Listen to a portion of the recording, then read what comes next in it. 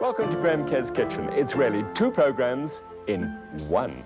This is a series that appeals to your creative side. Food that is sumptuous stuff. How could that be? This is a program about people who want to eat healthy and reduce calories.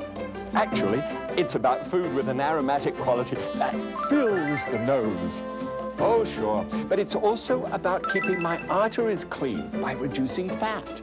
But it doesn't mean a thing if the food isn't rich and colorful. Maximize the flavor. Okay, but I must have healthy food that I can cook in minutes. I must minimize the risk. So welcome to Graham Kerr's Kitchen, where we get our heads together just for you.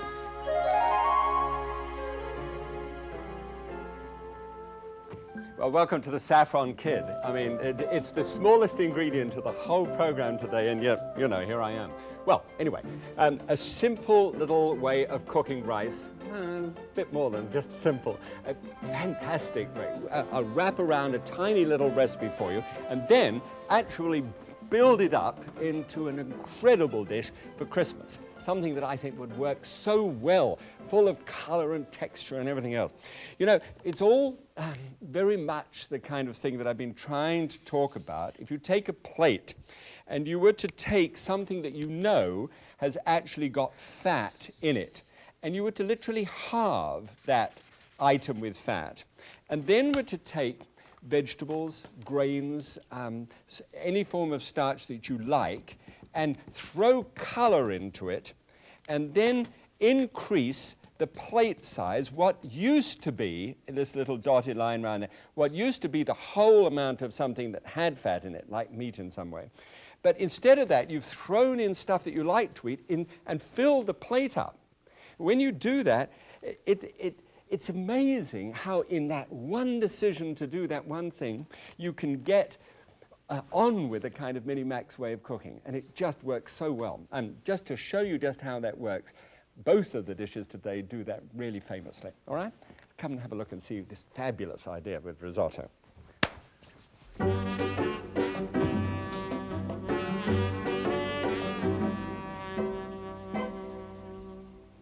Now, the risotto, you know, just fasten your seatbelts, it's okay. I mean, I'll give you everything you need to know. Must start with a stock. It's really so important because the rice has got to absorb the most incredible flavor because we're not going to put a whole bunch of fat into it.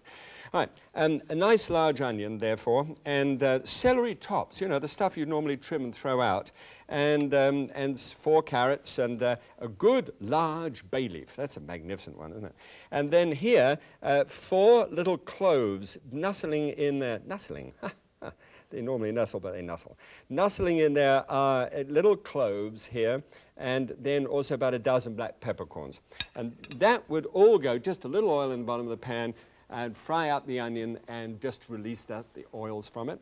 And then you've got the stock. Now, into the stock then, I would simply place these, which are really the shin. You know, I can't get down that far, but it's this part of the animal, and it's cut across. When you speak to the meat market about it, say, get me a shin of veal, and just carve it across for me, just, you know, about 1 inch or 1.5 inch slices, so that you've got a piece of bone like this one. Now, normally, this is the marrow in here, and they serve little tiny teaspoons so that when you cook this in the traditional l'osso buco, which is from, you know, the northern part of Milan, of Italy, and you spoon the the fat up out of the bone as well. So that's the reason for the big calorie value. But in this case, we've simply got these. You don't do anything with them at all, except just to drop them down into the stock and then simmer the whole thing for 2 hours, all right? End of 2 hours, an extraordinary thing takes place, because the veal, in that long, slow, moist cooking, comes down, becomes extremely tender, and also gives up, of course, the meat flavor into the rest of the stock. So you've got wonderful oh, where's the bone? It's gone. Oh, well, it was just a clean bone anyway. I'll show you how you get that off in a sec. Then just simply get the, love those handles, just pour the stock then. I had altogether 8 cups of liquid and I want to get down to 4 cups of liquid. So you can tell by the simmering process that you get some of the liquid going off, which concentrates it, gives more flavor. So then just shake out this surplus liquid there, leave nothing. I mean, this is so aromatic and delicious. That's the stock, and just pull that across there. Okay, fine. Now, what I normally do, just in case there should be any surplus fat, and there really isn't in the veal shank, but if there is, just pour it into a fat strainer, and you will find that if there's any surplus fat there at all, it will come up to the surface. Now, it's always, when you make a risotto, you always keep the stock hot. It must be hot for the continuing addition. It's done in 4 different levels. All right, let's put just a half teaspoonful of oil in the bottom here. Yeah, a genuine half teaspoonful.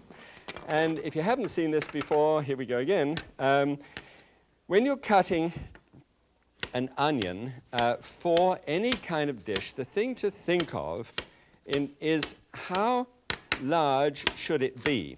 And in this case, you cut it so that it looks about the same size as rice grains. Right? So that's a simple way of doing that. And I always save the little end for putting into stocks and things of that nature. And then up with it and down. Now, do you hear the sizzle? The moment that onion, in order to really go properly, the onion has to, if you put it down on its own, it would stew in its own juices. But with oil there and a hot pan, now it's bursting the oil sacs in the onion out, and you're getting this wonderful aroma. Can't do it any other way. All right, good. I need all of it. Fine. Now here's the rice. Now this rice is called Arborio rice, and it comes from the Po River Valley just north of Milan, north and across a bit, northeast. Here it is. It's a lovely fat grain of rice. This is long grain rice to give you some idea about how large it is, and this is long grain brown rice, you know, to just show you the different kinds of rice. I need a cup of it, and just ask for it by name, and then the supermarket, they're very cooperative supermarkets nowadays, really understanding that we want to cook, all right, instead of just buying things in 300-calorie frozen packages. And so when you've got that rice, just throw it in and just mix it up with the onions. It just does fine. All right. Now, into that, which is hot, you put 1, 2, 3, 4, 5, 6, 7, 8 cups of a dealkalized dry white wine. Right? And then this, this is the world's most expensive spice. This is saffron, and thankfully, you don't actually use much of it. It takes 250,000 of the little stigma inside a crocus. They actually pluck the little strands out of the center of the crocus and put that into it. I need 1/16 of a teaspoonful. I mean, literally tiny amount, but it is fragrant and it produces the color of my shirt. Just simple. And then roll it up, please, and keep it in a sealed bottle and in the fridge or in a safe, you know, wherever you feel that you want to keep it. All right, beautiful. Great color, and I like the powder rather than the strands because it has more of a density of flavor, providing you get it from someone who you can trust that isn't adulterated with turmeric or something. Okay, so that's on the heat there. So that's the first lot. Now, what happens is you just keep on going, and every now and again, when it gets stiff enough, you stir it up, and it gets stiff enough, and you add then another cup of the stock. And then you keep stirring it, and it takes just 20 to 25 minutes. Keep stirring it, and the arborio rice, the starch from that, comes off and causes this incredibly luxurious, look at that. It has this smooth mouth round fullness, which is so gorgeous, and it's just picking up the stock. So this one is what it looks like when you've got that last cup to add. So I'm just going to add one last cup to there. Put it in and stir it. Okay, now you see the stirring over a medium heat. Keep stirring all the time. And this is one of those things where you're just going to have to do it. Just keep stirring like that. It's wonderful. I can taste it already. So then just simply fork the meat apart. It is so tender, so completely tender. Any pieces of odd meat, tired vegetables, make sure they're to one side. And there it goes. And if there's any strong skin on the outside, just nip that in the bud as well. There we go. And look, you can just pull it apart from the bone. It is just as tender as can be. Then just take that and just shoot that down into meat. Now, this isn't ossobuco. I'm not even pretending it's ossobuco, but it has the essential basic character of ossobuco. And that's what I wanted to get at. Cheese. Now, cheese would be, you know, the Parmigiano Reggiano, the Parmesan cheese, which is gorgeous, or an American Monterey Dry Jack. This is a very intriguing cheese. You grate it up, and there's a real temptation to fudge it here. What I do, I grate on this grater, which has got, it shows you how much actual cheese there is in there. And then all you have to do is just slip that back, and it's in. And it is so easy to get a big block of cheese and keep on grating away and saying to yourself, Mamma mia, and keep on stirring. Please, please, believe me, you know, you can go more than you want to, and it really makes a lot of difference. There's just enough cheese in there to really feel it. Then, a cup of peas. Now, one of the classics in this part of the world, up north of Milan, is risi bisi, which is rice and peas, one of the great dishes of the world. So I've just borrowed a little bit from that as well. This is where you get different ideas. And freshly ground pepper. There's a full quarter teaspoonful of freshly ground pepper in there. You've got to be able to feel the bite of it. And a little bit of salt too. And actually, although this goes above what I normally say, it's got to go up to a quarter teaspoonful. We found that if you don't go the full quarter teaspoonful of salt, then it's kind of dull and you regret it. Don't do that. And as you'll see from the numbers, it doesn't make that much difference. All right, on the side, this is it. It's served. It's done. So get a nice spoonful of it and dump it on the plate. Now, it's going to be solid. Don't look at it as being anything else but solid, a solid heap of food. And when you've eaten this on one of those cold nights and the rain's coming down, you are going to know that you had a real meal. Right? So here it is. We'll just turn down the old heat again. And on the side, I've got, well, I'll show it to you over the other side as we compare the numbers. There we go. Doesn't that look nice? And on the side, you've got something called cremolata, which is really little wisps of fresh sage and little scattering of the outside of the zest of the lemon, which just makes it, you know, it just gives you that little extra bite. So what I was trying to do is halve the amount of meat. I only got 8 ounces of meat, 2 ounces per portion. That's really halved. And made up with all the rest, you see. Look at the numbers. It's just amazing, the actual numbers that we've got here. First of all, the original one, that's a l'ossobuco with the Milanese rice and the sauce and everything else, 2,478 is down to 419 with the Minimax one. 8 grams of fat in place of 120 grams of fat. That's 120 grams of fat out. I know it's a different dish, but it's borrowed from it. Only 4 grams of saturated fat, and therefore 18% of calories from fat from this dish, which is sensational. Then 70 milligrams of cholesterol instead of 1,100, and 460 milligrams of sodium, so it isn't really too bad. And then 3 in terms of fiber. And just a magnificent thing. You'll only need a fork for this. Look at that plump piece of meat that I have there too. I want to get the arborio rice onto the top there as well so I can taste that.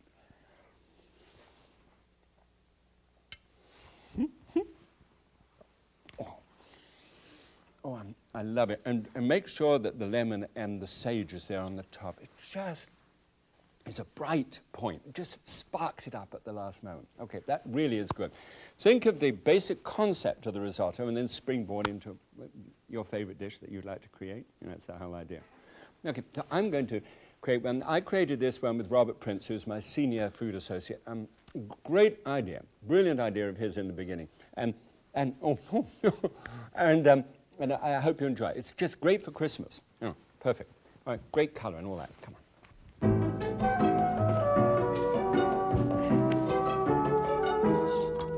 I'd love to have some things for Christmas time because of the fact that, you know, over Christmas, some people have actually done some research. By the way, this is a butternut squash, and I'm just cutting the neck of the butternut squash into about 1-inch slices.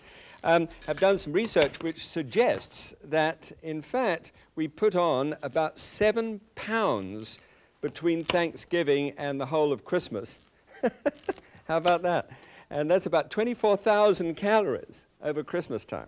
And that means we got 24,000 calories to lose. Of course, unfortunately, we don't apparently lose all of those just immediately. We only lose about 5 pounds. So you gain, you know, step by step every year. So how about this for Christmas? These are the discs. Unfortunately, not all discs are created equal. And so it'll look like that. And you put that on a baking sheet and cook that at 350 degrees Fahrenheit for about 20 minutes, and it's about 180 degrees centigrade, and they will come out and they will look just like that. You know, they'll just be a little browned on the top and all ready to use. And I'll show you how we those in a little while. Okay, now with the rest of this, you just simply take a knife down through there, scoop out the seeds, and then cut this up into 1/4-inch pieces, so it looks like that. Now, I admit to you, and you probably, if you've any experience from this, you're going to say, it's going to take a little time. Yeah, about 7 minutes. So if 7 minutes over Christmas, get the family in the kitchen, everybody loves it. All right, put just 1 teaspoonful of oil down in the bottom, and remember, just like the technique where we did before, just take half an onion and very finely chopped so that it, you know, about the same shape, a little bit larger, of course, than the rice, and but that will work well. And then, because, you know, we didn't add garlic to the other dish, but garlic is needed here because there's absolutely no meat here at all. This is a vegetarian thing. And it's not a bad idea every now and again to throw a vegetarian dish at yourself, really. It doesn't mean to say that you're going strange, not that vegetarianism is strange, but what it means is that you're moving towards something to recognize you don't always have to have a piece of meat between your teeth in order to be able to make a beautiful meal and have everybody happy. All right, so that's stirred in and that's going nicely. Now, there's some spices that are added here and to the rest of the board. These are the spices that I have. They are allspice. And there's 1/4 teaspoonful of allspice, a 1/2 teaspoonful of cumin, this is cumin seed, and a 1/4 teaspoonful of cayenne. That's what they look like in the whole pieces, and you can whiz those up, you know, in one of these things if you really want to. It's like a coffee mill, but you can put spices in it, make great coffee later on. And then you can, or you can get those various things already powdered if you really want to get to it. So there is the mix of the spices that are needed for this. And those are just simply stirred together, and they're used twice. In the first time, half of those spices are added to the, you know, to the early frying of the garlic and the onions together. And now, especially over Christmas, the smell that comes out is just phenomenal. So that's done. Now all you need to do is just to take these, which is the rest of that squash. By the way, it's about a 2.5 pound squash, so that you should be able to get about 1 pound of hard squash into this dish now. Then you take stock, and this is a vegetable stock. I've done it before. It's in the book if you don't have it. 1, 2, 3, 4, 5, 6, 7, 8. So about 8 ounces of stock goes into the top. Now, the spices and everything else brew together for just 5 minutes. So don't overdo it now. This one's had 5 minutes, so let's have a look and see what this one looks like. When you pick it up on the end of a spoon, you put a knife through it, it resists, and it has a definite resistance. It's definitely undercooked. But it will be perfect then if you just gave it 5 minutes for the rest of the dish, because it takes that 25 minutes for the rice to cook. Okay, so take the same cup of the 1, 2, 3, 4, 5, 6, 7, 8, and this, not a dry white, I've used this time a sweeter white wine with a Gewürztraminer grape in it, just to make it nice and sweet. All right, that's on the go. Just take the 1 cup of the Arborio rice and drop that in, stir it up together, and then do that, just cook it until it goes really solid. And then, of course, add the next little bit of the vegetable stock to it. Just keep everything hot. Don't put cold stock in it, always hot. So that's the way it will look when it's got to that stage. Add the last 8 ounces of stock to that.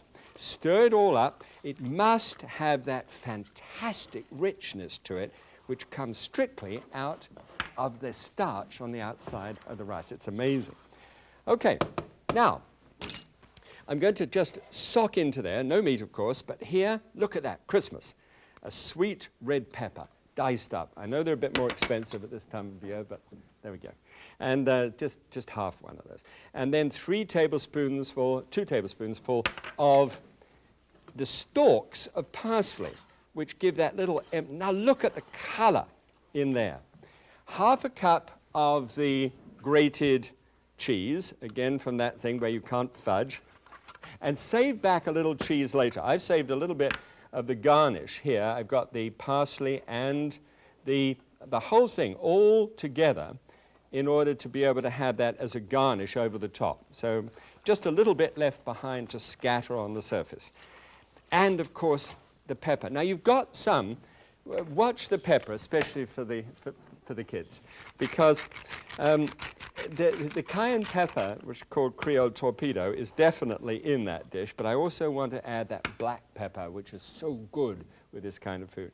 All right, rest of the spice goes on the top like pop, perfume for the plate. I don't know if you saw that program, but that's what it's all about. To add just a little uprising, you know, at the last moment. All done and ready to serve. Now, this is where you get these little discs of the squash. Stick it there, strip the skin off the outside. Did that before, save some time. And then just ladle it on. Just let some of that squash disc, you might get larger squash than I've got. You know, usually you can get larger ones than that. So it has a nice disc on the outside. Doesn't that look great? And then take a little of the little scattering of the cheese and the pepper and the parsley on the top of the, sorry.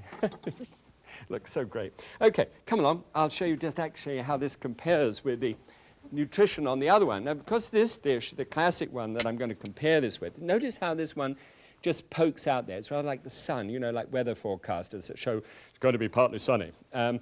So it looks nice and it's attractive on the plate.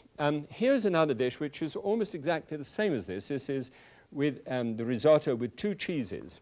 And we put similar garnishes into it. You see how dense the cheese looks to little wispy on the cheese there. Let's have a look at the numbers and see how it compares. As always, the classic is the red one, and we'll go green. So we got 423 calories there instead of 700, which is a good start, you know, for the Christmas. 26 grams of fat is rather a lot, so that comes down to only 7, which is much better, 3 of which are saturated fat, as against 10.